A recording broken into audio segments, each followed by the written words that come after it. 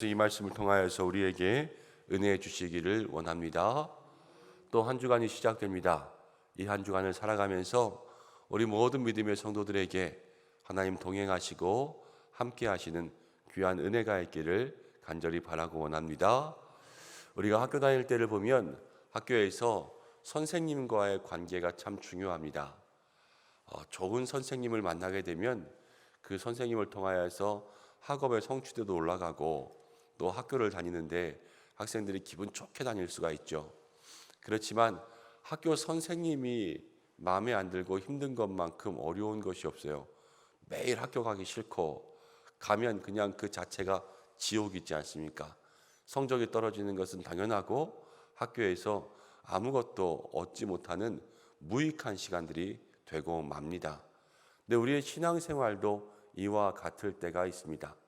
우리는 복음을 전하고 복음을 듣고 함께 신앙생활에 나가는 것 같지만 늘 전하고 듣는 가운데 있는데요. 이 전하는 자와의 관계가 참 좋아야 돼요. 그래서 늘 말씀을 전하는 사람과 좋은 인간관계, 또 그 속에서 좋은 모습들을 볼 수 있어야지만 우리의 신앙의 성장과 성숙이 잘 이루어집니다. 우리 성도님들에게는 먼저 늘 말씀을 전해드리는 저에게 좋은 마음을 가지고 계셔야 되지요. 그래서 될 수 있으면 목사와 좋은 관계를 맺고 또 가까워지셔야 돼요. 우리 교회에 이제 나오신 지 얼마 안 되는 새가족분들도 이제 새벽 기도에 와서 함께 말씀 나누는 분들이 참 많이 있는데, 먼저 담임 목사와 또 교구 목사들과 친해져서 늘 목회자와 가까워지며 좋은 관계 속에 있어야지 복음을 전하고 받을 때 그 속에서 하나님 주시는 관계 속에 맺는 열매들이 있습니다. 그런데 목사님 얼굴이 꼴 보기 싫고 또 말씀 전하는 사람의 얼굴이 늘 꼴 보기 싫으면 그 말씀이 들어오겠습니까? 관계에서 주는 은혜란 말이에요. 목사와 성도만이 아니라 모든 소그룹들도 똑같고요. 기관들도 똑같습니다. 그 속에서 좋은 관계가 있어야 돼요. 예전에는 전도하면 그냥 지하철역이나 길에서 예수천당 불신지옥 이렇게 외치는 때들도 많이 있었지만 요즘에는 이 전도의 모습도 많이 바뀐 게 관계전도라는 말이 생겼지 않습니까? 이 관계전도가 그냥 모르는 상태에서 막 외치기보다는 좋은 관계를 유지하고 먼저 그들에게 내가 좋은 사람으로 함께 인격적으로 만나면서 그 위에 복음을 전하면서 예수님께로 인도하는 이 관계전도가 더욱더 많은 열매를 맺는 것을 보면 관계는 중요하다라는 것을 알 수가 있습니다. 우리가 신앙생활 속에서 먼저는 목회자와 성도로서 목자와 양의 좋은 관계를 맺을 수 있는 여러분들 되시길 바랍니다. 그리고 서로가 소그룹, 이제 목장에서든 기관에서든 함께 교제하는 많은 성도들 간에서 좋은 관계를 맺어서 그 관계 속에 늘 말씀을 전하고 들을 때 은혜를 나누며 간증할 때마다 그 속에서 하나님 주시는 열매가 있기를 주님의 이름으로 축복합니다. 근데 바울이요, 바로 지금 이 문제 때문에 고민하고 있어요. 바울은 고린도 교회를 세웠습니다. 그리고 고린도 교회에서 잠시 다른 선교 사역을 떠났지만 서로 고린도 교회의 문제를 지적하고 인도하는 그 과정 속에서 바울의 사도성을 의심받았습니다. 네가 무슨 사도냐? 이렇게 바울을 공격하는 아주 나쁜 사람들이 있었던 거죠. 근데 그것이 고린도 교회 전체 내로 이렇게 퍼져나가고 있을 때, 고린도 교회와 바울과의 관계가 틀어지면 바울이 전한 복음 자체가 흔들리는 거예요. 그래서 바울은 그것을 걱정하고 근심하고, 그래서 이 고린도 교회 내에 자기의 사도됨을 인정하고 자기에 대한 어떠한 의심도 갖지 않고 부정적인 마음도 갖지 않게 하기 위해서 애썼습니다. 그래서 고린도 교회를 정말로 사랑으로 그들에게 변화가 일어나고 자기를 이해하고 자기를 용납할 수 있는 많은 노력들을 기울이고 있었어요. 그것이 오늘 성경 가운데 보면 4절 말씀에 이렇게 기록하고 있는 것을 보게 됩니다. 4절을 함께 읽어볼까요? 함께 읽습니다. 내가 마음에 큰 눌림과 걱정이 있어.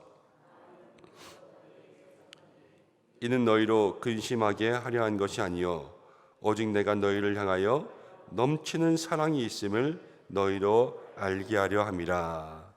내가 마음에 큰 눌림과 걱정이 있었습니다. 바울이 고린도 교회를 생각할 때 이 관계가 깨지면 안 되는데, 내가 이 사도로서, 그러니까 목사로서 이 사도성과 목회자의 주신 권위가 고린도 교회 내에서 흔들리면 안 되는데, 왜냐하면 복음이 그러면 다 흔들리잖아요. 그래서 많은 걱정과 눌림이 있어서 어떻게 큰 눈물, 많은 눈물로 정말로 사랑으로 고린도 교회를 품은 거예요. 그때의 고린도 교회가 바울의 진심을 알고 다시 바울에게 돌아오게 되었습니다. 사랑하는 여러분, 우리가 신앙생활하면서 때로는 오해도 살 수 있습니다. 저번에 말씀드린 적이 있죠. 부분적으로 알면 오해한다고.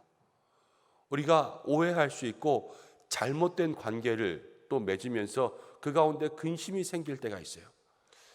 그렇지만 우리 믿음의 성도들이 어떠한 문제로 인하여서 그 속에 오해가 일어나든 아니면 관계가 조금 틀어지든지 간에, 그러나 그것을 바로잡기 위해서 바울처럼 많은 눈물로 사랑할 수 있는 믿음의 사람들 되시길 바랍니다. 그냥 관계가 틀어져서 안 보고 말어, 이게 아니에요. 그 속에 하나님 주시는 은혜가 틀어진다고요. 그 속에 하나님 주시는 복음이 틀어지는 거예요. 그래서 용서하는 거예요.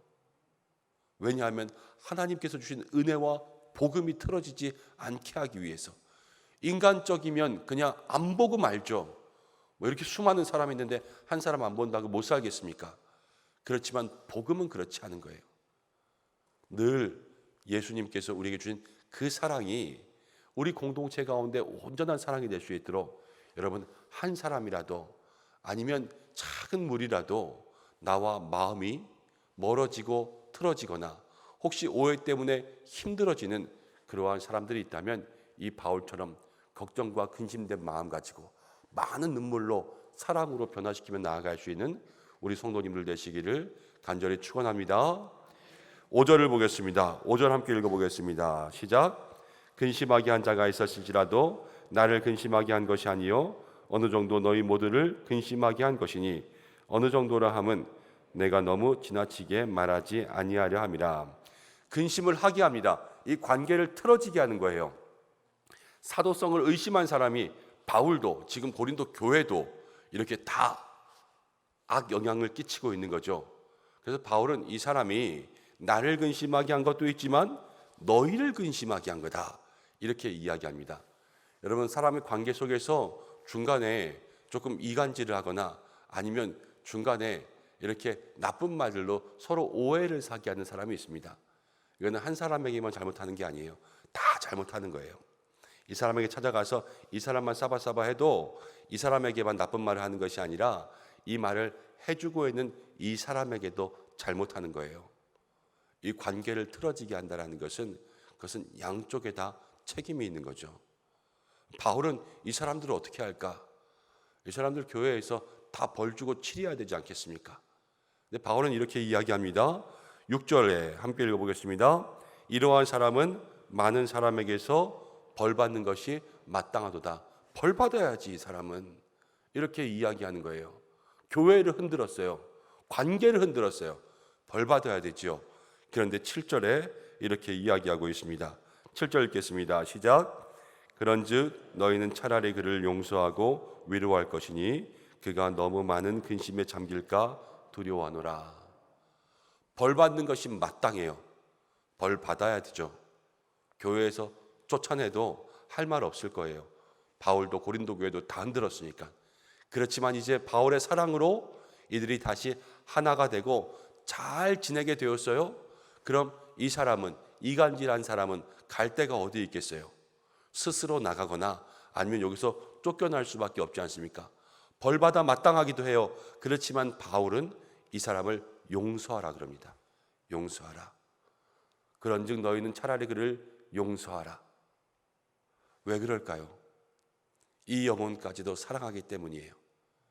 그리고 이 관계 속에서 이도 어떻게 보면 틀어진 사람, 그렇지만 주님께 돌아와야 될 복음의 은혜, 믿음의 은혜 가운데 있는 사람이기 때문에 바울은 이 사람까지도 용서하라는 거예요. 그러면서 공동체에 받아주기를 그렇게 이야기하고 있죠. 8절 9절 여기 함께 읽어보겠습니다. 시작. 그러므로 너희를 권하노니 사랑을 그들에게 나타내라. 너희가 범사에 순종하는지 그 증거를 알고자 하여 내가 이것을 너희에게 썼노라. 사랑을 그들에게 나타내라. 그들도 사랑하라. 이렇게 이야기합니다. 근데 이 사랑을 무엇과 연관지었냐면요, 순종과 연관지어요. 내가 사람이 미워질 때가 있습니다. 그렇지만 이 미워지는 마음들은요, 그냥 감정이 아니라 여러분 불순종이라는 것을 아셔야 돼요. 하나님 우리에게 모두를 사랑하라 하셨어요. 모두를 사랑하라. 누구까지도 사랑하라? 원수까지도 사랑하라. 사랑은 순종인 거예요. 늘 우리가 한 영혼을 사랑하는 마음을 가질 때 하나님은 우리의 모든 사랑의 마음을 순종으로 이해하십니다. 그리고 우리가 우리의 마음속에 사람을 내치고 사람을 멀리하고 사람을 미워하고 사람을 포기할 때 하나님은 그것을 불순종으로 여기십니다. 사랑하는 것은 하나님 우리에게 주신 가장 큰 계명이라 말씀드렸죠. 하나님을 사랑하고 내 이웃을 내 몸과 같이 사랑하라. 그 말씀 붙잡고 우리가 사는 거 아니겠어요? 그렇기 때문에 우리가 좋아하는 사람은 더욱더 사랑하고 우리가 좋아할 수 없는 사람도 사랑하고 용서하기 위해서 그 마음 달라고 기도할 수 있는 우리 성도님들 되시기 바랍니다. 미운 사람 사랑하는 건 너무 힘들지요.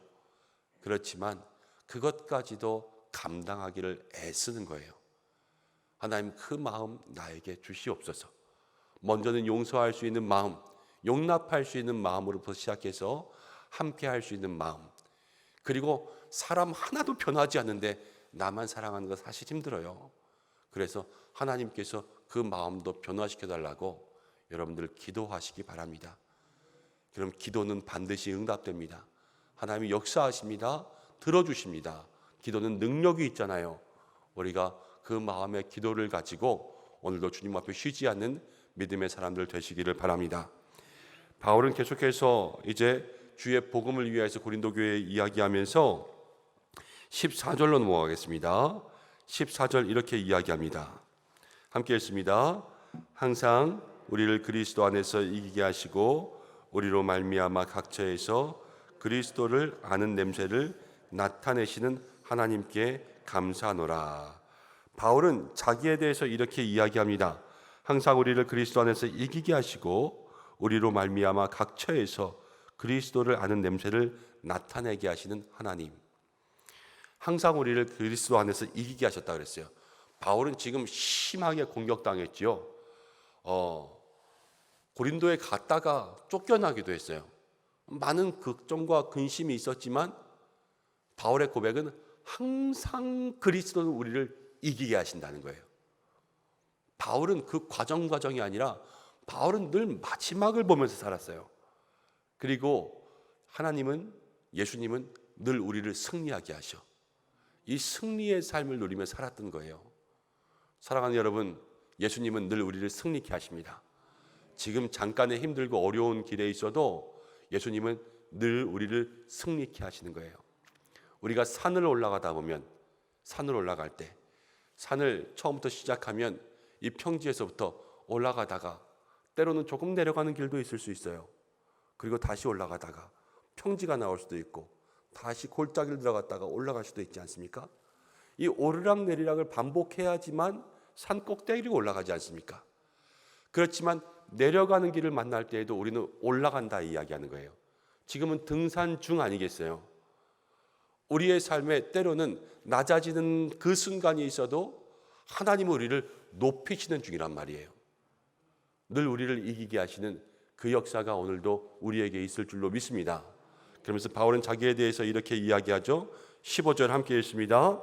우리는 구원받는 자들에게나 망하는 자들에게나 하나님 앞에서 그리스도의 향기니, 이 그리스도의 향기, 생명의 냄새를 풍기는 자다, 이렇게 이야기하고 있습니다. 사랑하는 여러분, 믿음의 사람들은요, 그리스도의 향기입니다. 이 그리스도의 향기라는 것은 가만히 봐도 내 향기가 아니에요. 내가 내는 향기가 아니라 예수님의 향기가 나는 사람들이에요. 예수님의 모습은 어떤 모습입니까? 사랑의 모습, 겸손의 모습, 용서의 모습, 낮은 자들을 섬기는 그러한 아름다운 손길의 모습들 아니겠습니까? 우리들에게서 그 모습들이 나타나는 향기로운 인생들이 되어야 된다 말씀하고 있지요. 바울은 그렇게 살았습니다. 그리고 오늘 이 말씀을 받는 우리들에게도 그리스도의 향기, 내 인격의 향기가 아니라, 내 지식의 향기가 아니라, 나의 돈의 향기가 아니라, 나의 건강의 향기가 아니라 우리 안에는 예수님의 모습이 나타나야 된다는 거예요. 오늘 우리가 하루를 살아도 이 한날 속에서 진정한 예수님의 모습들을 세상 가운데 보여줄 수 있기를 바랍니다. 특별히 그 중에서도 바울은 오늘 사랑을 이야기했죠. 사랑을. 이 고린도 교회를 사랑하는 마음, 그리고 고린도 교회를 흔든 왼수 같은 사람들도 사랑하는 마음, 그 모든 사랑의 마음으로 지금 교회도 안정시키고 이 원수들도 용서하지 않습니까? 이 바울의 모든 모습들을 보면서 우리도 그 사랑 닮아가고, 모든 사람들 속에서 여러분 관계가 중요하다 말씀드렸습니다. 나에게 주신 관계들을 소중히 여기고, 그리고 누구에게나 오해가 되지 않게, 또 오해를 주는 사람들까지도 용서할 수 있는 그러한 믿음의 사람들로 이 한날을 승리하시기를 주님의 이름으로 축복합니다. 기도하겠습니다. 하나님 고맙고 감사합니다. 오늘 저희를 불러주셔서 다시 이 말씀 앞에 서게 하십니다. 부족한 저희들 그리스도의 향기라 말씀하셨습니다. 오늘도 예수님 증거할 수 있는 믿음의 사람들로 살아갈 수 있도록 도와주시옵소서. 하나님 용서하게 하시고 사랑하게 하시고 자그마한 오해들 다 풀 수 있도록 인도해 주시고, 이 일을 위해서 마음으로 믿음으로 전심으로 기도할 수 있는 우리가 될 때에 하나님의 역사가 임하게 하여 주옵소서. 오늘 한날의 삶도 지켜주시기를 간절히 원합니다. 주께서 동행하여 주시고, 하나님 우리 모든 성도들의 삶과 건강과 가정을 주여 축복하여 주시옵소서. 하나님 특별히 우리 모든 성도들 기도할 때마다 성령의 불을 내려주시고, 하나님 간구하는 모든 것들이 주의 뜻 가운데 응답되게 하여 주시고, 육신의 약함, 가정의 어려움, 마음의 모든 병 주께서 해결하여 주실 줄로 믿사오니 오늘 이 새벽 만나 주시옵소서. 하나님 내일부터 또 필리핀 선교지를 방문하고 돌아옵니다. 오가는 모든 길 주께서 동행하여 주시고, 특별히 두고 가는 교회의 일터에 하나님 함께하여 주실 줄로 믿사오니 우리 교회를 지켜주시고 우리 성도님들 지켜주시옵소서. 이 한 주간도 우리의 모든 인생들 주관하시고 축복하시기를 간절히 원하오며 예수님의 이름으로 기도드립니다. 아멘.